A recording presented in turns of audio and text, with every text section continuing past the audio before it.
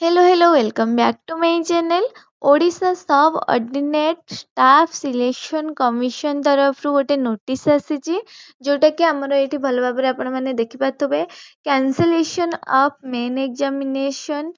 for the post of RI, ICDS supervisor, ARI, Amina and SFS under combined requirement examination 2023 तो यार prelims exam रे समस्त को qualify कराइतिला जो माने भी अटेंड करथिले मेंस एग्जाम पे ऑलरेडी डेट पळे आसीतिला 1 अगस्त रु नै कि हमर 4 सेप्टेम्बर पर्यंत ऑलरेडी एडमिट कार्ड भी रिलीज हो जाइतिला बट एबे तार होची नोटिस आसी 30 जुलाई रे कि एटा ए एग्जामटा हमर मेन एग्जामटा कैंसिल हो जाइछि जेबे भी केबे एग्जाम हबो डेट नोटिस हेले कि आसिले मु आपण मानकु जणैबी मो चैनल एमती कनेक्ट हेकि रुहंतु डोंट मिस टू